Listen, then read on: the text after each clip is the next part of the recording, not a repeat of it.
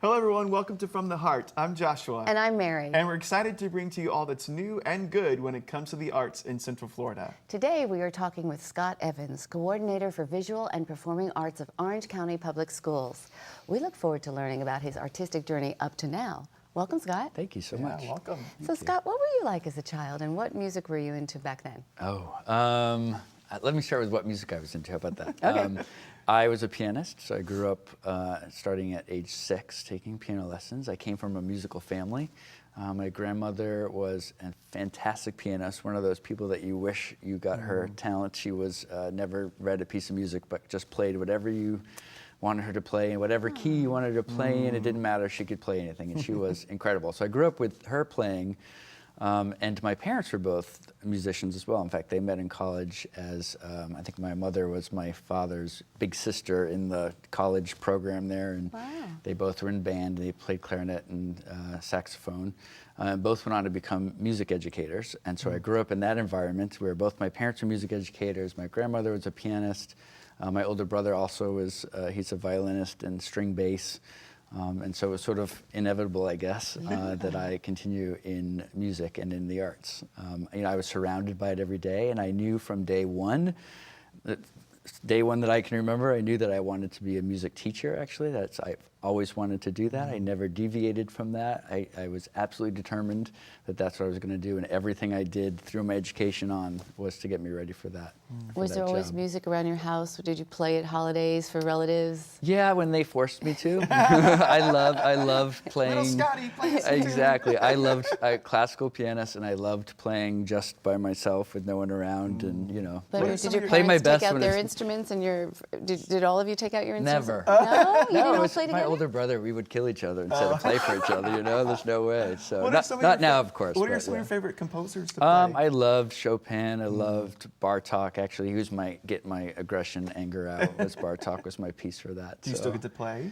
Not as much as I would like to play, but yeah, I have a piano at my house, and I, again, do solos for myself. That's my art form.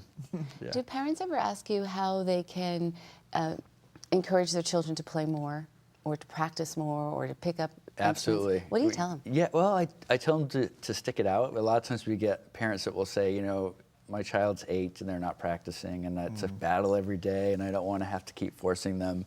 And I think that most kids go through that. I know I did. I remember my parents basically saying, when you're 16 at that point, if you want to still quit, you can do that. And after spending, 9 years of your life practicing, it's pretty hard to give it up once you get to that point. And I'm so glad that they made me keep going and continuing. So you tell them that Yeah, too? I tell them that exact same story, to have them stick it out. And how many people do you run into say, oh, I wish I'd kept playing piano. Yeah. I wish I kept I'm one of them, practicing. yeah. I mean, so many people say that. So I guess we as parents get to make the hard choice and help them along. And for parents out there watching, what can they expect to see grow in their child who continues to play an instrument or study music or the arts? Well, in addition to just being happier children, I think, which Yeah. every parent would like, I think that giving their kids an opportunity to express themselves, whether it's through their music or through visual art or through dance or on the stage, it gives them another way, another avenue to express all the feelings and emotions that they're going through that we know kids go through. Where are you from, and where'd you go to school? What'd you study? Sure, I grew up in the Boston area in a little town called Easton, which is towards Cape Cod. Went to school K-12 and had as many arts courses as possible. I had an amazing music program in that town, which I was fortunate to be a part of, and which really helped continue my path of being a music educator. And as soon as I graduated, I headed off to University of Massachusetts, the Lowell campus, which is just north of Boston, and did my 4 years of study there, and then was looking for jobs, and Orlando, Florida had lots of job openings at the time. And in New England, there weren't a lot of job openings, so I headed down to Orlando, and I've been here ever since. And what was your first job in Orlando? My first job in Orlando was teaching at Cypress Springs Elementary School. I got to open a brand new school, which in New England we don't open new schools. It's everything is very, very, very old. It's been around for a long Franklin time. went here. Exactly. Underground Railroad went through here. Right. Big old school, That's brick a good- house. that's an Yeah. interesting Yeah. example. That was great. So got an opportunity to open a whole new school, start a new program from scratch. It was really quite an amazing opportunity. Have you taught Yeah. all ages? I did. I taught elementary school for about 8 years, was doing lots of general music in the classrooms and falling in love with teaching chorus to young students. So I had a fourth and fifth grade chorus called the Cypress Singers that we used to travel and do all kinds of things. And I just loved that so much.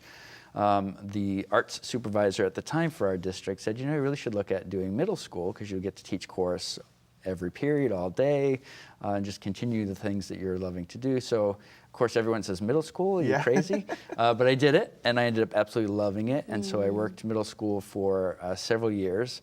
And then my principal at the time, who I loved to death, got moved to Boone High School and asked me to go with him. So I took that opportunity and went and taught in high school for 2 years before I left the school district for a brief time to get some administrative experience and ran the Orange County Arts Education Center, which was a not-for-profit organization here in Orlando for a few years. What's the secret to being a good arts teacher for young people, whether high school or middle school? I think that having high expectations is I number thought you were going to say one. patience. That too. The high expectations to me is the most important, that we're always pushing our students and pushing our kids to be absolutely at the top of their game. But in addition to that, understanding that every student comes at learning about the arts in a different way. So we have to be able to alter our instruction so that we're meeting the needs of all the various kids that we have in our classrooms. So it's being flexible with how you approach teaching whatever art form it is you're teaching about is really critical. That's great. You can do it in that too. We're going to have to finish up this segment, unfortunately, but tell us if you could just give us a couple words of advice to a student that might be watching this that's really trying to pursue music and it's hard. Yeah. What would your advice be to them? Keep going. I mean, absolutely keep going. And I say that to all of students in all the arts, not just music, but in every art form, that the payoffs later in life are unbelievable, and they'll be so appreciative that they did continue on through their art studies. Whether they're going to, be an artist or major in the arts doesn't matter. It's about having those experiences and having those to fall back on as an adult are really critical. Oh, that was a great answer. It was a great answer. Yeah, thank you so much. Wish we had more time, but unfortunately we have to stop here. However, Josh and I will be back shortly for more conversation about the future of visual and performing arts of Orange County Public Schools. And in addition, we'll hear about Scott's personal aspirations from the heart.